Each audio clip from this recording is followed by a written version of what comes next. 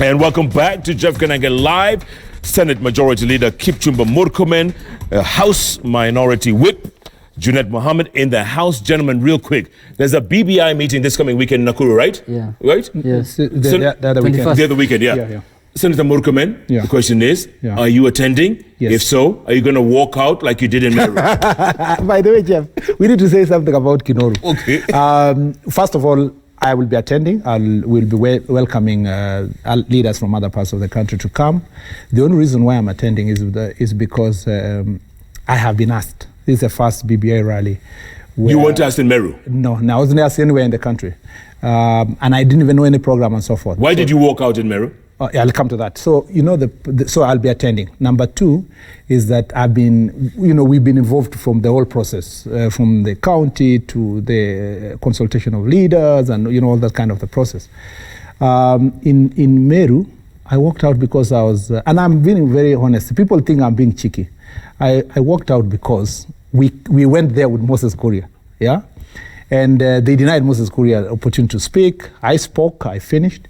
And then Moses Kuria was, decided that he was rushing somewhere. And he said, we leave. When we left from the stage, I had no idea that the people were going to follow us. So we just went, Moses Kuria waved to a few people here and there. I didn't even wave. We entered the car and we left. That was not choreographed. And I'm being frank. It wasn't choreographed. I am being frank. I was given a lift by Moses Kuria in a chopper. When we reached Embu, of a flying Embu, I saw the picture streaming that as we left, so many people followed us. And I've said this, and the pictures are there. We were with Ambassador Amina, who is the CS Sports. I was rushing to my son's school. Two sons were being awarded for their performance in football. So I needed to be there by 4. So I told Moses Kuria it was a blessing in disguise that he was in a hurry that we left.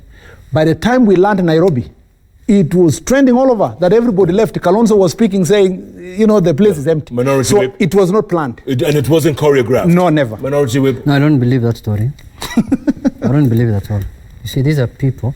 We have seen videos when they were paying people later when they left. Moses Kuria dishing out money, 500 shillings.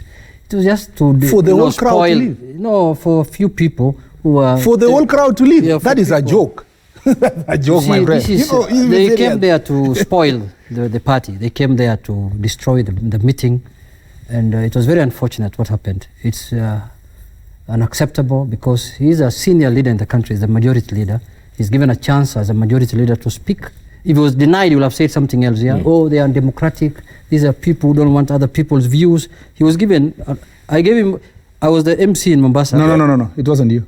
In Mombasa. It was Joe. I'm saying, he didn't have even a seat to sit, I remember. He came late. No, first they come to meetings late. They come to people's meetings late just to create chaos and confusion. Yeah.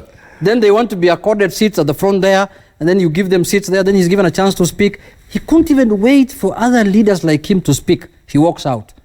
You see, even if you were to leave early, you can leave using the back door quietly. Behind there quietly. You don't walk. Quietly. They were walking at the center of the stadium. The center of the stadium. In front of everyone.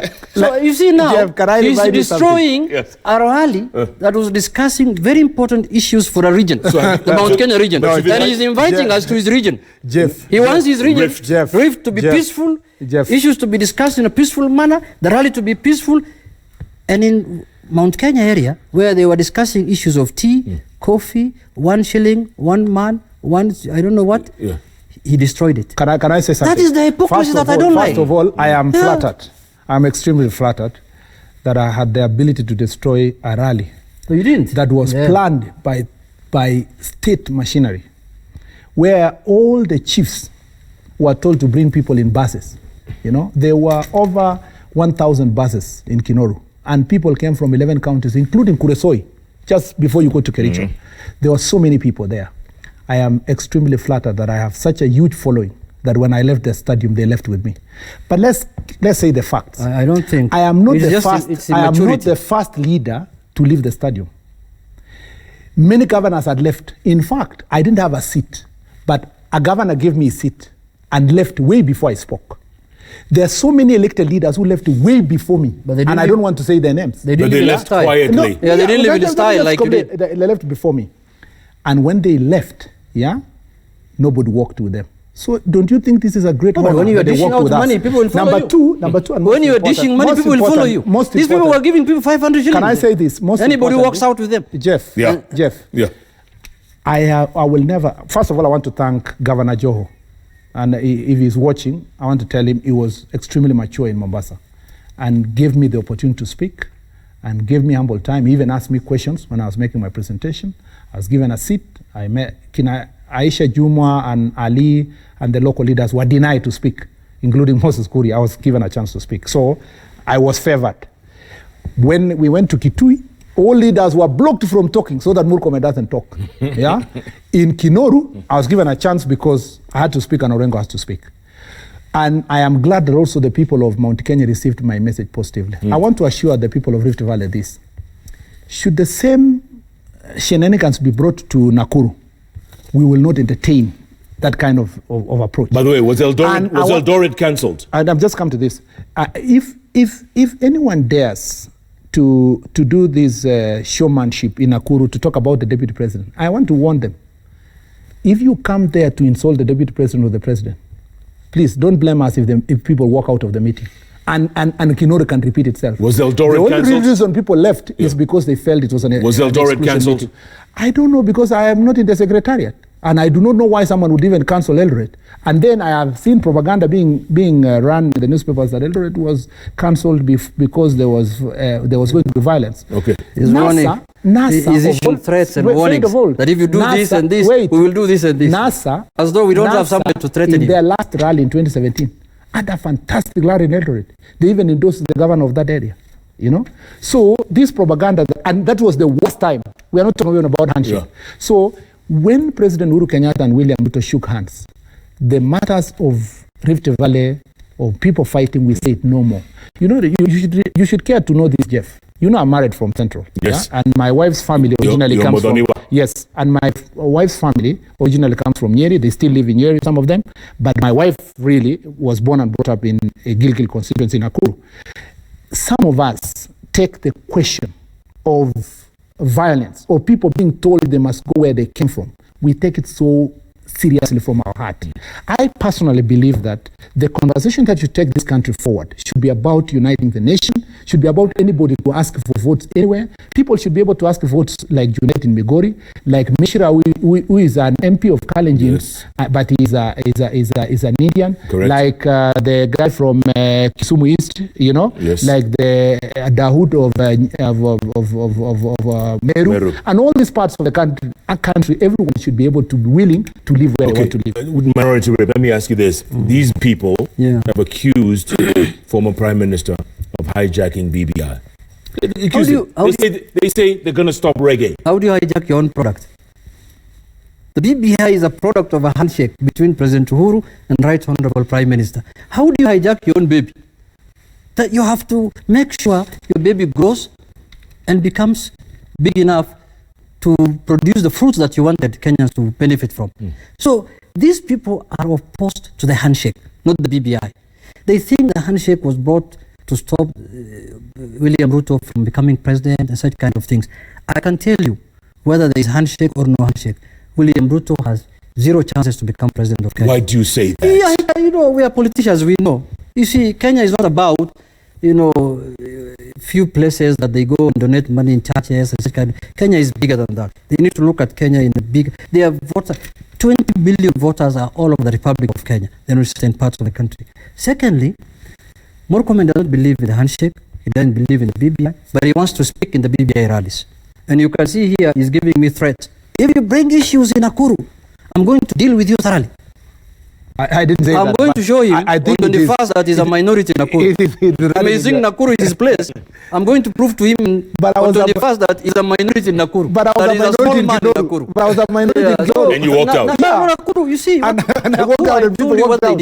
Kinoru, I mean. He came there, inside the Republic, talks about Tapeli, talked about conmanship. He never spoke anything to do with BBI. Never. Look at his whole speech. He never said anything about the BBI. So they tell people, first, they transported their supporters, some of their supporters there. I'm told they gave some members of parliament 1 million shillings each to mobilize people for them. The same people walked out to demand the balance of their money outside the stadium. We have videos showing them giving out money. So, those kind of things we used to do a long time. After the handshake, we stopped doing it. Because we want Kenyans to be one. Let me ask you this. On the ground, hold on, Senator. On the ground, it looks like Deputy President William Ruto is gaining the sympathy vote. Which ground? Because I come from Migori, I don't hear anything about William Ruto. Can I say something about Which ground are you talking about? That's Migori. Yeah, but that's ground. Okay. Which ground are you talking about? Junet Mohammed. Okay. Elsewhere other than Migori. No, you see, elsewhere, everyone has his constituency, my friend. Don't be cheated. Can I say something? When you are carrying lots of money every weekend, my friend, if Deputy President wants to come to my place tomorrow, I'll welcome him. If he wants to do for me a church function, Harambee, or a school Harambee, or a bus, I will be more than willing to welcome him. I'll even put a red carpet for him. But does that not mean you get my vote? Money, everybody loves money. Ni sabuni ya roho. But when you leave, they'll tell you, my friend, we know where we want to vote for. Can I say something? Earlier they smell the coffee. The better, my friend. Jeff. My brother. Jeff. Yes. Ukilima mahindi, utavuna mahindi. Jeff. Ukilima muhogo, unavuna muhogo. These people are farming cassava. Jeff. I'm telling you. Jeff, there's an important question you asked, Yes. whether William Ruto or Raila Odinga can be president. In 22. I think I can tell you honestly from my heart, that is not a subject we have begun thinking about today. We are not in a race for 2022. My friend has said William Ruto has no chance. I give it to him. They are busy campaigning. They believe they have the vote. They have done so since 1997. Raila has been a candidate in 1997. He has been a candidate 2007, 2013, 2017. He has lost all of them. He has always been talking like that. He has been dismissing. He's been dismissing. Just wait. He's been dismissing leaders that they don't have a chance. He told people that Uhuru Kenyatta smokes bank before 2012 elections, and William Ruto is a thief, and they should not be elected. They should be in jail. William Ruto also told us yesterday that some people smoke bank and others are muganga. Just one week ago. So he said that all those people don't have a chance. I don't know whether William Ruto will be the president of Kenya. When the time comes, he will present his credentials if he wants, because we don't know if he wants. And once he presents, first of all, he has to earn the trust of the Jubilee Party to win the candidature. If he becomes our candidate in Jubilee, we will do our best to sell his candidature across the people of Kenya. If he wins the elections 2022, he will serve the people of Kenya and deliver services to the people of Kenya. He will have a handshake with Raila Odinga, and perhaps there will be another BBI. But if because we know for sure he will not concede elections. If Raila Odinga wins in 2022, because we don't know, William Ruto will tell him congratulations, and he will retire, go home, and Kenya will move forward. The thing I don't want us to pretend to have here is that anyone can be president of this country by all means, by mobilizing people that we want to. Raila Odinga was telling people just a few years ago, 2 years ago, that the Kenya must be divorced, we must have cessation, people must go wherever. He procured this handshake through thick and thin. And now he wants to use it, and you've heard most of them saying deputy president should be impeached, the deputy president should resign, because they are eyeing the position of the deputy president. So the thing we must avoid in the country, as I continue to insist, we must avoid the politics of deceit, the politics of backstabbing. Uhuru Kenyatta, and this is something that has been said all the time, said more than 20 times before elections that he will do 10 years, he will support William Ruto for 10 years. William Ruto never asked Uhuru Kenyatta to say support me. And when he supported Uhuru Kenyatta, he never gave any conditions. If Uhuru Kenyatta, for example, changes his mind and say, I don't want to support President William Ruto for presidency, or he betrays William Ruto, that will be his legacy. It is him who said it in his own mouth, and he will have left his own legacy on his own. So let's not try to push the deputy president as though he has a guarantee of being the president of Kenya. When the time comes, he will just be a candidate like any other candidate. Would he resign for Jubilee? Before I ask, would he resign for Jubilee? How do you resign from yourself? How do you resign from yourself? I've always insisted. There are many people who are giving us stories about William Ruto. We don't like him in government. I have said, and I want to insist, any person in Jubilee administration who feels that William Ruto is too much a burden for him to work with this government should resign. because William Ruto is not a visitor to Jubilee administration. He is an integral part of Jubilee. He is a major stakeholder. He's not. He did not come to Jubilee with a wish list. Jeff, let me tell you something. I want to talk about the issue of conceding defeat that Senator Murkomen has talked about several times in this show. That Raila does not concede defeat. First, in 2007, William Ruto was supporting Raila. Yeah, he was in the Pentagon. And we had total war in this country. And William Ruto represented Raila in the Serena talks to negotiate for the coalition government. Yes. And you remember people died in the Rift Valley. People were killed. People even were burnt in churches. I don't know when I'm going to go with Murkomen to Eldoret so that we can do a rambi for that church. I want to be his deputy guest so that we can resurrect that church again. So the issue of conceding defeat is not an issue that is for Raila only. Even Ruto should have spoken that time and said, I have conceded defeat. I'm not following or I'm not agreeing with Raila, what Raila is doing. Yeah. So he should not say that he's not a saint. And where a lot of death happened was in his backyard. He should have stopped that first, in the first place. Secondly, we have not conceded defeat only in 2 elections. Actually, in 1 election, in 2007. In 2013, after the Supreme Court ruling, we said we don't agree with the ruling, but we respect it. And life moved on. And that's how they formed government. And Ruto exercised power. But you believe you won in 13. I believe I won in 13. And 17. At 17. Of course, yes. And 2007. But you see, the court. And 1997. In 2017, no, 1997, you know. But he said we did not win. Let's not belittle debate. In 1997, Raila never said he won an election. Of course. In 2017, an election was nullified by the Supreme Court. Yes. And then our election was nullified. We didn't participate in the repeat election. Correct. In my constituency, where I represent, listen, no election happened. You chose not to. Yeah, because the issues that were raised in the Supreme Court were not addressed.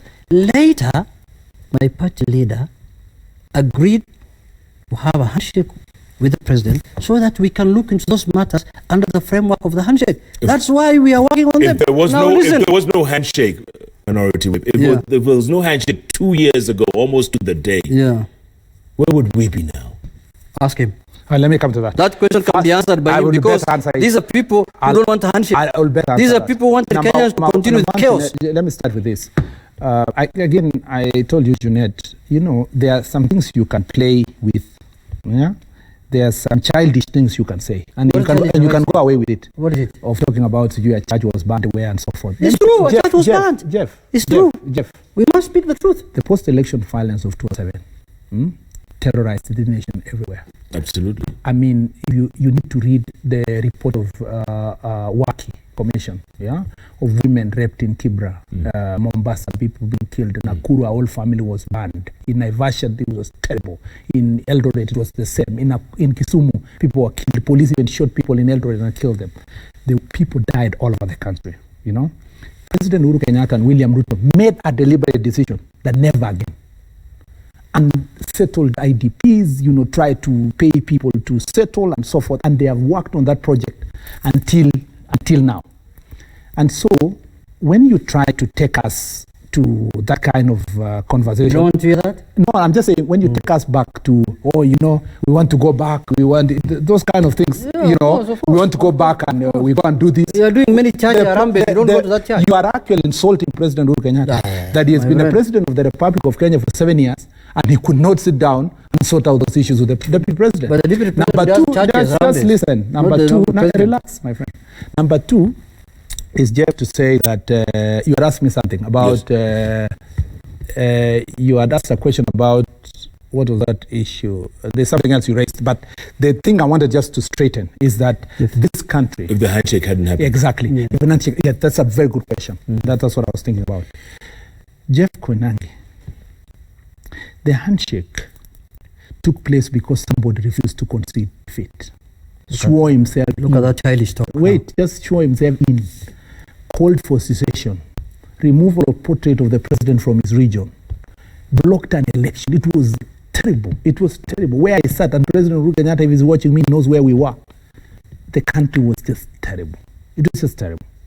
So as a result, the president had to be a gentleman and approach the former prime minister for a handshake.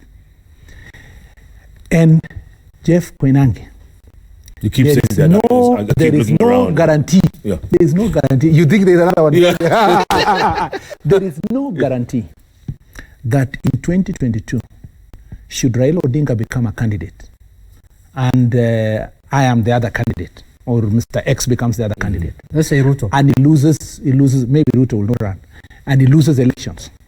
There is no guarantee that he will concede defeat. Okay?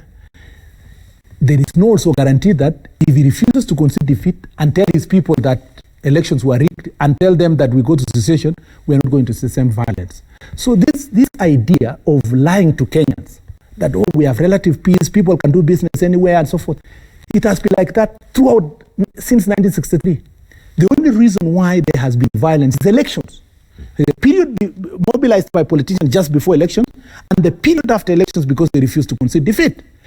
There is nothing in BBI process that tells us that in 2022, the same person or any other mad person, let's even leave Raila Odinga, there's nothing that guarantees that another Junet Mohammed running for president will not say, my people will not vote, I am declaring I'm president, this relationship is abusive, we must secede. There is nothing. There is nothing in BBI, and there is nothing in practice that assures Kenyans that after 2022, there is no. The only way we can ensure that elections and people live peacefully is for men of honor to concede defeat the way Uhuru Kenyatta and William Ruto did in 2002 when they were running for president. When Uhuru Kenyatta was running for president. Why is he saying that Ruto won't run in 2022, first of all? It is his choice. I don't know. I don't know. I don't know. He said himself. He said the other day in a function in Nakuru, many people are dying to discuss about William Ruto.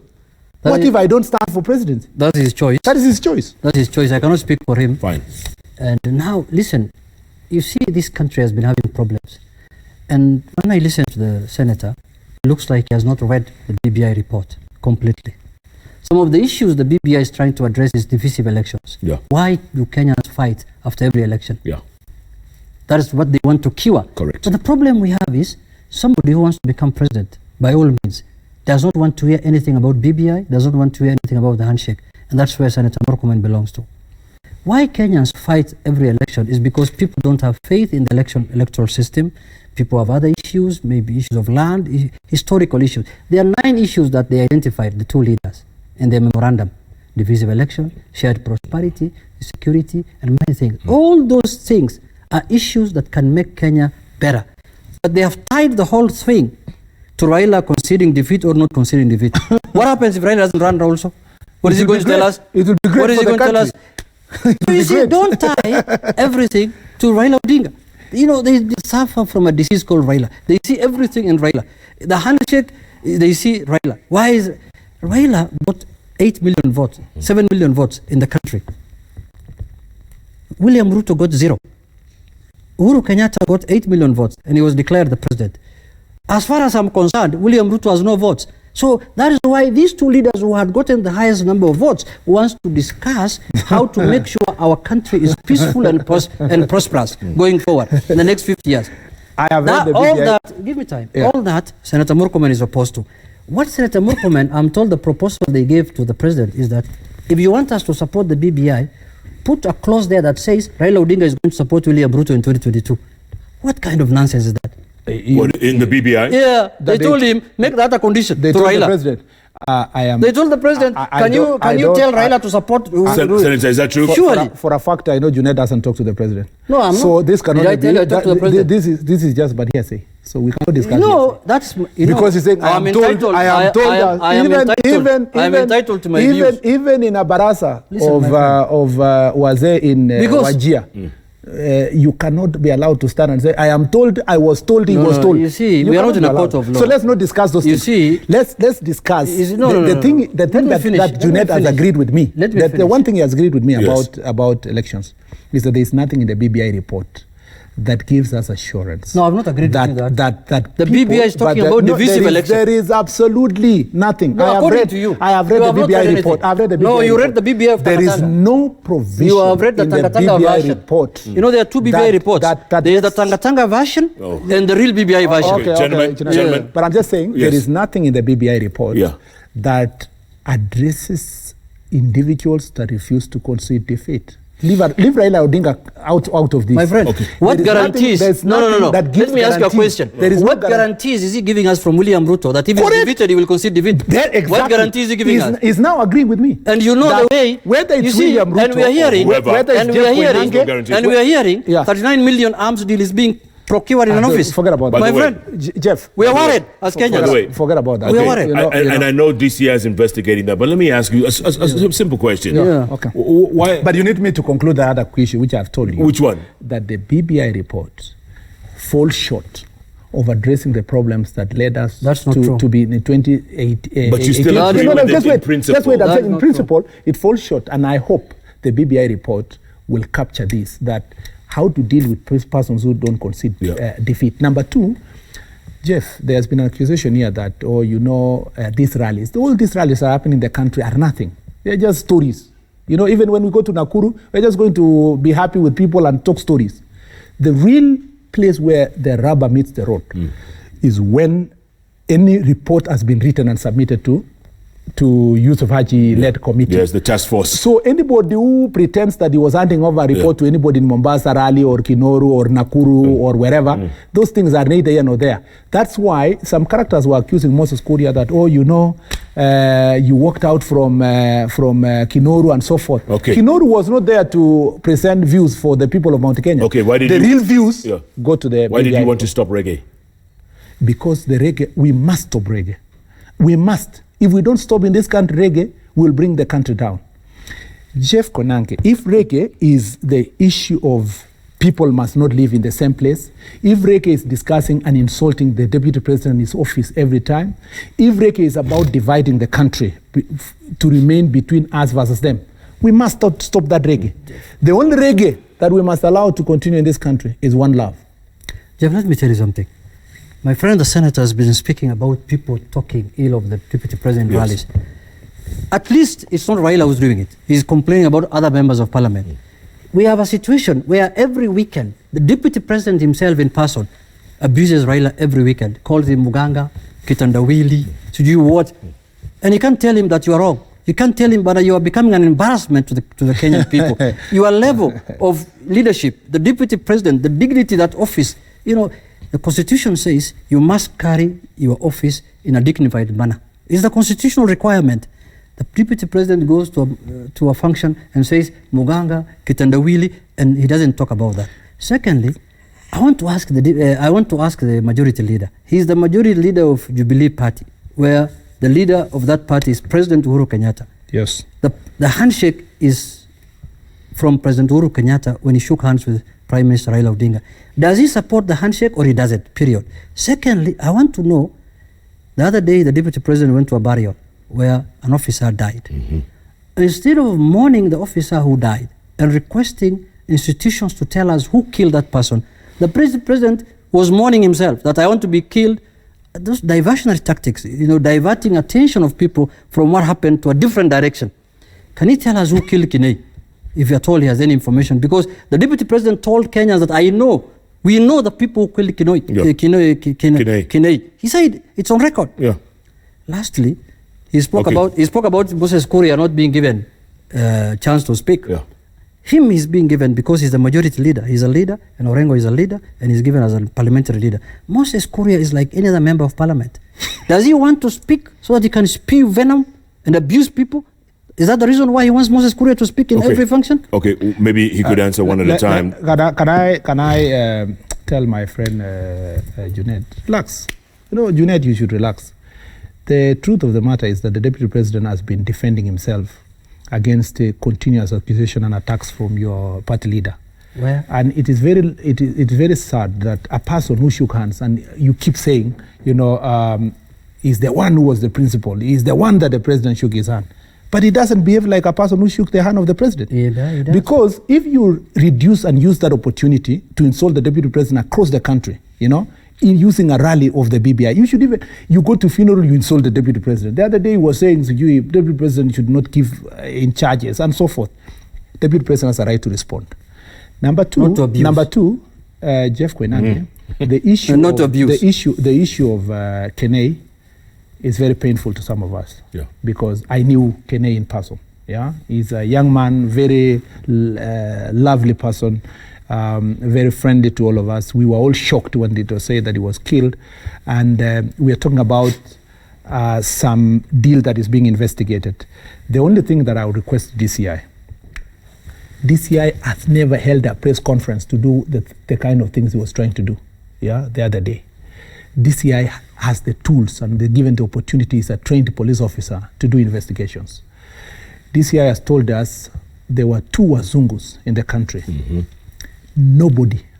He has never told us the identity of those people, their visa status, whether they were truly investors or they were brought here as mercenaries, and whether they are still in the country or they have been sneaked out of the country quietly. The DCI told us that the SIM card of Mr. Kene, who was, I must say, a person, an acquaintance to me, that his contacts and phone logs and so forth have been erased. And he knows the contact of 3 people that were in his house, and there was someone in Safaricom that assisted in deleting the data. Yes. Why can DCI start by arresting those ones to start with? Because, and by the way, not just the officer of Safaricom, it must include Michael Joseph and the new CEO. Because what do you mean? Yeah, because that is a serious matter. That is actually a cover-up, accessory after the murder, after the act. In the sense that someone has been killed and then the company has facilitated deletion of those whatever. Until proven otherwise, even the CEO must take responsibility for that issue. But to start with, why can these 3 people be arrested? You know, the deputy president is mourning the death of his officer. The deputy president office has been misused. The inspector general of police has a responsibility to protect and provide protection, not just for the president, but including the deputy president and all those installations. But why was that deal being made? The deputy president has said, the deputy president, my friend, exactly. Why was it being made there? Why was it made there? What was the Chesa doing there? Exactly. The answer to that question is found in the investigative authorities, but most importantly, the security breach in the office of the deputy president is a sole responsibility of the inspector general of police. Those questions must be answered. The deputy president wrote a letter to the inspector general of police. He wrote a letter to ask that there is a security breach and investigation must be done, expedited, and people be arrested. What happened after that? The politics. CCTV. The behaviors. Let me just say, the behaviors of people like this. You see, a big contract was signed there. You see, so if this guy knows that a big contract was signed there and he knows those investors, he knows the amount, why can't he go to DCI and give the information? Jeff. Because the deputy president is as eager as all of us to know, was there a true contract of that 9 billion? Were there stupid investors that would come and sign a contract of DOD in a boardroom of the deputy president? What kind of investors are those? Was there a collusion between the officers in that place and a chaser? If it is true, what charges are being Believe me, there have been dumber deals made before, so it won't be the first time. And not just there. They have been done using the office of the president. Let me tell you, people have been conned using my office. I suspect even the small offices of MPs in their constituencies, some characters will con people using that office. I have a tender here. If you've been in this Nairobi and you've not been conned, there are fraudsters in this town that are terrible. They make tenders look they are real. And they're good at what they do. That's true. But you don't turn that one to score. Minority whip. Go on. Jeff, I've never had a deal of the magnitude of 39 billion that has happened in the office of the president. Not yet. But I want to ask 2 questions. Let's not cherry pick on how the investigation is to be done. Okay. Can you go to Safaricom? Okay. Let's leave that to the DCI to do it. Yeah. That is his mandate. Yeah. But now the question is, when you watch the CCTV camera from the deputy president's office, an hour and change. Yeah, and Chesa is coming in. Correct. You can see even the policemen saluting him. Yeah. Correct. That tells you how regular the acquaintance. They were familiar with him. Familiar with him. That's a part of that office. Yeah. And I remember when Chesa was made a minister, the deputy president went to his homecoming and said, you don't need to be in school. You can be anything in this world. We can make you anything, so long as you are my supporter. What's your point? No, I'm coming. Give me time. You know, when you're talking, I keep quiet. You don't. So the deputy president said that this is my guy. This is my man. He's our guy. What's so the that problem tells with you that? he's part of that office. Yeah. So? Was a deal made in the deputy president's office? Yes. How do you know? Was Echesa in... How do you know? The CCTV camera. How do you know? It showed you that a deal was made. Give me time, please. It doesn't. Was Echesa at the deputy president's office? Yes. Yes. Were those white men, the foreigners, at Yes. the DPP's office, Yes. at the deputy president's office? Yes. Was Mr. Kinei at DPP's office? Yes. What we need to know is who are the people who facilitated that within the deputy president's office? Correct. Officers. Correct. Did it go up to the level of the deputy president? Did they get his clearance? Correct. Because when you want to use my office at Parliament, most likely my secretary will call me and tell me, Jeff is waiting for you here. So was a call made to the deputy president? That's a good Was he question. aware of that thing? That's okay. Yeah. And why was Kinei killed? Why was Kinei killed? Why? Yeah, all that we What need did to he know? We need to know all that. Can I respond to that? And all the answers... No, you don't know why he was You don't killed. know No, why- no, there's something let me that he finish. says. Let me finish. When we get to know, or when we get all those answers, we shall know why the deputy president always defends things before they investigate it. Okay. You see, when the Kamwarer and, for example, Aror dam came out, and the DCI said, I'm going to investigate it, the deputy president came out and said, no, what was lost is only 7 billion. And it's true. Why should you jump to conclusion? It reminds me of someone, one time, took a debt from me, he took some money from me. So when I call him, before even I ask for my money, he tells me, you know, I'm from hospital, I'm very sick, I have my leg. Oh, sorry, please. My friend, give the people who are supposed to investigate a chance. Institutions a chance. Don't jump. Okay. No, Don't divert attention. Jeff, before you I'm go, going to Don't jump. divert attention. no, we need to respond to this. What do you mean? Yeah, we must respond. What is that to respond? Jeff, this The truth. But you've been responding throughout. Throughout, yeah. No, Which part are no, you this one we responding can't to? allow this. Which part? We can't allow. Which part? The part of Echesa knowing the deputy president. Echesa not only knows the deputy president, he was appointed by the president of Kenya. Yeah, but the And deputy no, just hold president- on. come Can you on, hold on, man. Jeff? Now you're diverting. As I told You're you, diverting. The problem with you are so impatient with my answer. Can you hold on? No, he's so Yeah, impatient. because you're too impatient with me, and you are more accommodating. He wants to hear the Janelle. truth. Just listen. Listen.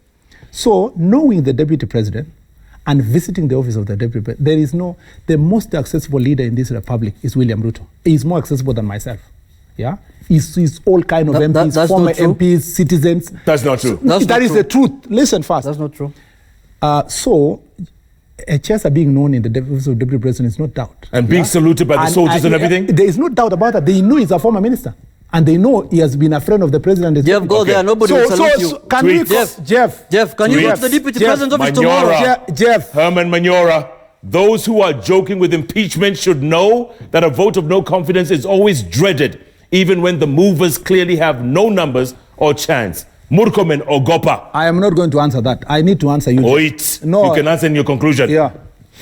Goodness. Why are you so defensive about why do Because you you want talk too no, much. No, but why do you want to allow a lie about the deputy president? What lie? What lie? You had this What lie? man saying something lie? and you want to let it go. Kelvin Kinyua. I am not going to allow you, Jeff. Truth be said, I am not. The so-called system is and has been there. It has been in favor of both Ruto and Uhuru, but now it seems to be against Ruto. So he has reasons to be worried because he knows it's wrath. One more. Eric EA says, only that day when politicians will stop playing tricks in the name of politics with us, that is the day Kenya will start moving in the right direction. There's so many tweets, I can't even read them all. Okay, you get a chance to go 30 seconds. You got but 30 you can't seconds. just tell me 30 seconds. I'm just going to tell you, using the name of the deputy president, yeah? Anybody can access the deputy president, including myself. Yeah. I can tomorrow be found culpable of any criminal act. Yeah, it cannot be transferable to the deputy president.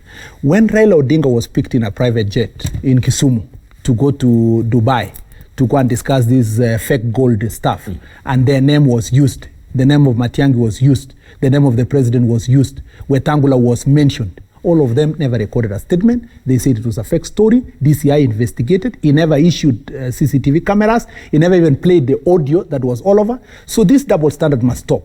What we must allow is that the Office of the Inspector General of Police and the DCI must carry out investigations impartially, stop misusing the office and attacking the deputy president. DCI, I have here, and I can send it to you, in court, swore an affidavit that says the only money that was lost was 7 billion. That's award. But when he was speaking, that is in court, but when he was speaking to cameras, he said, oh, it's more than that. The deputy president said those people spent 23 minutes in his office. I want to ask you, Jeff, you watched the CCTV camera, and I was wondering why you guys were not highlighting that issue. Is it not true that they spent 23 minutes in his office? Then the DCI comes there to pussyfoot around the issue of they were sitting outside, they were in the parking, this is the time they entered the parking, there was another one that came from the park. But the truth is that many Kenyans, and there was an uproar across the country, that what was all this story about doing a press conference just to contradict the deputy president, when eventually the press conference and the CCTV shows the 23 minutes. So those issues raise doubt about impartiality of a very important office of DCI. Okay, look, you don't have to be so defensive, number one. Yeah. You don't have to be so defensive. The truth will come out. Yes, eventually, right? Correct. And the truth will set us free, as they say. That's right. So, yeah, I agree with you. We just don't want to allow people in the interim to fill in the time before for the truth. Okay, minority not the DCI. For the truth to come out. Ourselves for political reasons. You get the final word. For the truth to come out first, we must respect the institutions that are doing the work. We must respect the DPP. We must respect the DCI. We must stop attacking them in every function that we attend. Secondly, why I'm so worried about that, you know, the Deputy President office is the second highest office in the country. Can you imagine the Deputy President office today being a crime scene? Circled by DCI officers. It's very embarrassing internationally. You know, the Deputy President's office is involved in a fraud. I'm not saying it is him who did. Alleged. The DCI will come. Alleged. Yeah. Some hooligan walked in there with some white man and wanted to con Kenyans of 39 billion shillings. It's very embarrassing. Let us not put the Deputy President office to be the same as some villager's office in Nakuru or somewhere. This is the office of the Deputy President of the Republic of Kenya. I make my last word? Please, let's have the respect. No, you didn't give me my last word. Let's close the show. Jeff, my last word. This is my last word. Okay, good. That as a country, I appreciate the President has always criticized the judiciary.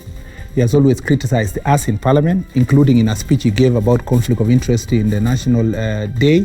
He has always criticized all various institutions. The President has done so. The Deputy President has done it. Institutions must be criticized, must be tested, so that they can be found to be worthy of the position that was created in the Constitution. Okay. There is nothing wrong with it. That's the final word. My last word. Another one. My last word.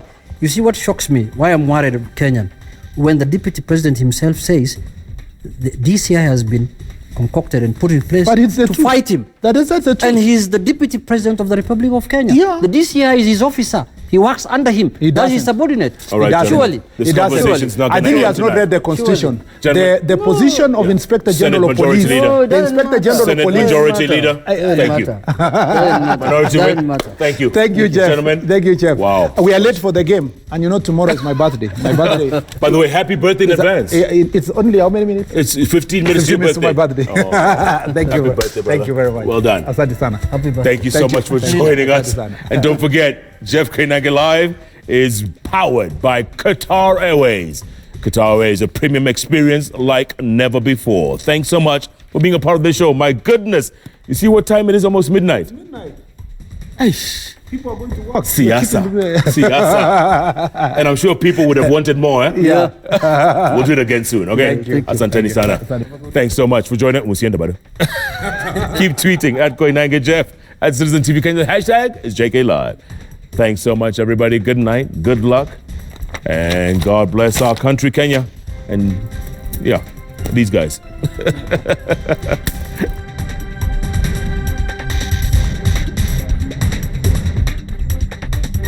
JK Live, powered by Qatar Airways.